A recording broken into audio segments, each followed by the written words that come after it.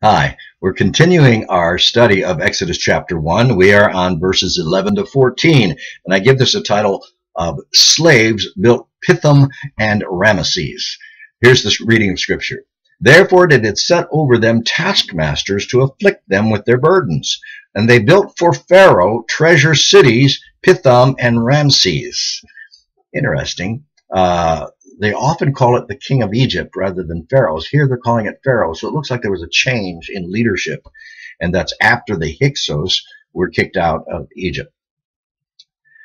And they built for Pharaoh treasure cities. The King James says treasure cities, and that's a bad translation. It's not treasure cities. It's store cities where they're stored granaries and other things that were important for the people.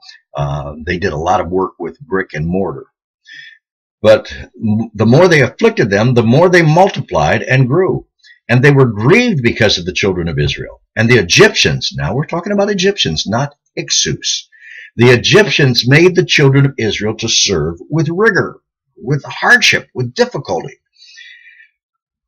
And they made their lives bitter with hard bondage, in mortar and in brick, and in all manner of service in the field. All of their service wherein they made them serve was rigorous. Okay, we finished that reading, and we understand from this that in this next generation of pharaohs that come on the scene, they're just as bad as the Hyksos were in oppressing the people of Israel, because they were afraid of them as well. They were a mighty army of people, and keeping them enslaved was a good idea because it kept them under control. And so they gave them the task of building Pithom and Ramases, which is in the area of Goshen. So they didn't displace them too far, but they gave up being shepherds, and they had to become builders. And so they put themselves to brick and mortar and putting all that together. And of course, they used straw. We'll find out that later. And they built these cities, these store cities, but it was under slave rule with cruelty and whips and literally the slave kind of slavery that we saw in the United States during the early days of our country. I want to note that the Israelites did not build the pyramids. Please don't think that this passage says they built the pyramids. They did not build the pyramids.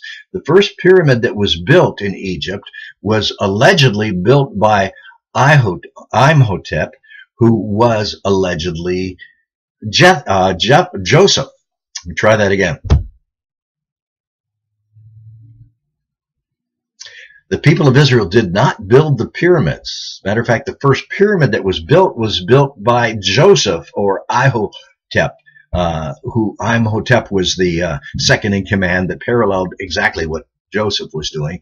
He built the step pyramid, and around that are built many of the storage houses for grain. And it says in scriptures, as we studied last time, that Joseph had built these all over in every city of Egypt. And it seems now, many years later, the Egyptians have made the people of Israel the builders of these storehouses.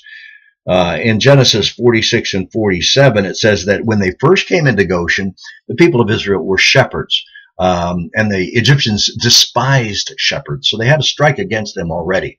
But Joseph went to Pharaoh, and Pharaoh said, well, let's give them the best of the land because they are your family, and put them there, and they can be in charge of my livestock as well. So he said, choose 5 of your best men and make them in charge of my livestock. So they had some pretty weighty responsibilities in Egypt until they became enslaved. I think that's all we need to see about this. Pithom and Ramases, that is where the Ten Commandments, the movie, gets the idea that Ramases was the king over Egypt when Moses came and applied the 10 plagues. Ramases was not the pharaoh at that time. That came much later. And we'll discuss that next time on the kings or the pharaohs of Egypt in their chronological order. And we'll see which ones were in power when Moses came to life and when he had his struggle with the pharaohs.